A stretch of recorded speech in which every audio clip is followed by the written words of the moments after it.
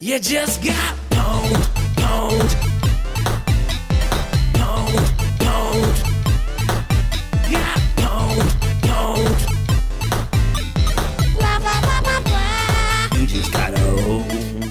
Bonjour tout le monde et bienvenue pour un nouveau Retour en arrière. Aujourd'hui, on va parler d'une trilogie culte pour les jeux de course sur Amiga puisque je vais vous parler de la série Lotus Esprit Turbo Challenge.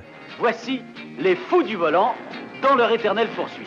Derrière cette série, il y a la société Magnetic Fields, créée en 1982 et qui s'appelait alors Mr. Chip Software. Au début, la société proposait quelques petits jeux, entre autres pour Commodore 64, et qu'elle éditait elle-même, ou par le biais d'autres éditeurs. 1983 marque l'arrivée de Shaun Southern, et c'est à ce moment que Mr. Chip Software commence à proposer des titres plus élaborés. C'est ainsi qu'en 1986, elle propose le jeu Trailblazer, qui sera distribué par Gremlin Graphics. Un jeu qui deviendra leur plus gros succès à ce jour et même récompensé par un Tilt d'or chez nous. La même année, Andrew Morris termine ses études et rejoint Mr. Chip Software en tant que graphiste. 1988 marque un tournant pour la société.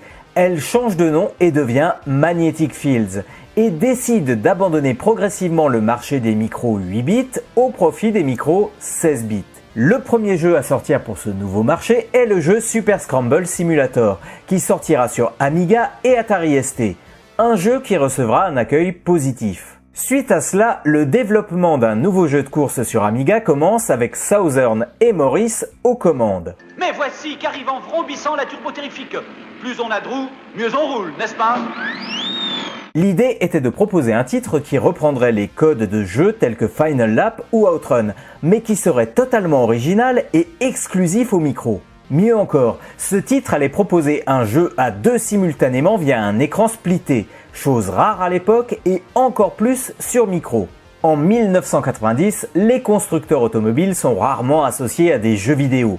Le marché est jeune et peu attractif à leurs yeux. Cependant, Lotus Cars, petit constructeur britannique connu à l'international, décide de signer un deal avec la société Gremlin Graphics. Cela tombe bien puisque le nouveau jeu de Magnetic Fields sera distribué par ces derniers. L'ensemble du jeu va donc être mis à l'image de la marque. La voiture que l'on va pouvoir conduire reprenant les lignes de la Lotus Esprit SE, le dernier modèle en date. Un soin tout particulier sera apporté au graphisme pour que l'on reconnaisse la voiture au premier coup d'œil. Sapristi, le fabricant ne m'avait pas dit qu'elle rétrécissait à la vapeur. Le jeu sortira en 1990 sur Amiga, mais aura droit à des conversions sur de nombreux micros, y compris 8 bits.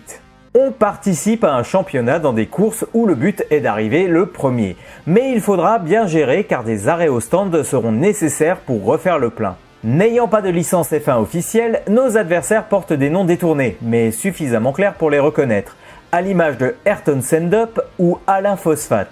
Très orienté arcade, le jeu fera le bonheur des amateurs du genre et sera récompensé du Tilt d'or et du 4 d'or du meilleur jeu de course. Il faut dire que graphiquement, c'était très joli, et on avait le choix entre plusieurs musiques pour nous accompagner.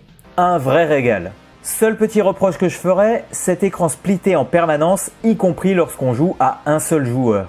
Petit tips, sur Amiga, si on rentre les noms Monster et 17 respectivement pour les joueurs 1 et 2, on débloque un mini-jeu. Lotus Cars profitera également de ce succès car c'était une publicité énorme pour son modèle qui se retrouvera dans toutes les pubs et magazines de jeux vidéo de l'époque. Un très bon deal donc. Et quelle voiture, jamais la moindre défaillance. Enfin, presque. Avec un tel succès, il aurait été dommage de ne pas en profiter pour sortir une suite. Et ce sera le cas un an après, en 1991. N'allez pas croire que Southern et Morris se sont reposés sur leur laurier pour proposer une bête version 1.5. Loin de là. Cette fois, on est plus dans l'arcade. Fini le championnat et les arrêts au stand. On doit faire nos courses en s'assurant d'arriver à temps aux différents checkpoints. Le jeu s'appelle aussi dorénavant Lotus Turbo Challenge 2, car même si le modèle Esprit Turbo SE est toujours de la partie, on pourra aussi conduire une Lotus Elan M100, sachant que l'on peut changer de véhicule entre deux courses. Autre amélioration, le jeu solo prend dorénavant la totalité de l'écran, et l'écran ne sera splitté que pour le jeu à 2. Mais ce n'est pas tout, car avec un câble nul modem pouvant relier 2 micros, on pouvait jouer jusqu'à 4 joueurs. La réalisation est également bien meilleure, et le jeu ne sortira que sur Amiga, Atari ST et Mega Drive.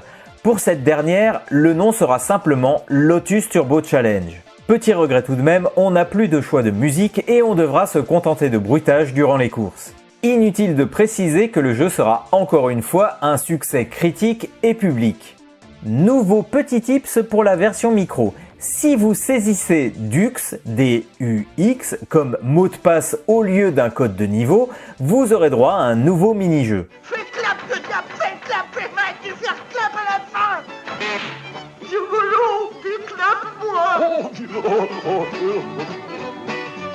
C'est donc tout logiquement qu'un an plus tard, Lotus 3, The Ultimate Challenge, arrivait sur Amiga, Atari ST, Mega Drive et PC. On peut dire que ce jeu est un mix des deux premiers, puisqu'il propose un championnat ou du contre-la-montre avec des checkpoints. Le choix des musiques pendant la course fera aussi son retour, on peut conduire en plus une Lotus M200 et un éditeur de circuit sera même proposé. Malgré tout cela, le troisième volet ne suivra pas le chemin du succès des deux premiers. La formule ne s'est pas suffisamment renouvelée pour satisfaire le public. Comprenez que le jeu est techniquement bien, mais face à une concurrence féroce, juste combiner le meilleur des deux opus précédents n'a pas suffi. Je me doute que vous attendez un code pour un mini-jeu caché. Et en effet, si vous utilisez le mot de passe See You Amiga sur la version Amiga bien entendu, vous aurez une petite surprise. Et dans cette crise, je ne gagnerai pas une seule fois. Ah, je voulais gagner la course. Jamais je gagne la course. Ce dernier épisode aura sûrement refroidi l'idée d'en faire un de plus, mais une compilation intitulée Lotus Trilogy sortira en 1994 sur Amiga et CD32. Rien de nouveau, c'est juste la compilation des 3 jeux dans une seule boîte. Quoi qu'il en soit, la série Lotus, avec son côté arcade, aura réussi à donner au micro, et à l'Amiga en particulier, une série de jeux de course de qualité qui reste dans la mémoire des joueurs. Si vous avez quelques anecdotes ou infos à partager sur cette série de jeux, les commentaires sont là pour ça. Et en attendant de vous retrouver pour un nouvel épisode de Retour en arrière, prenez bien soin de vous et surtout, jouez bien!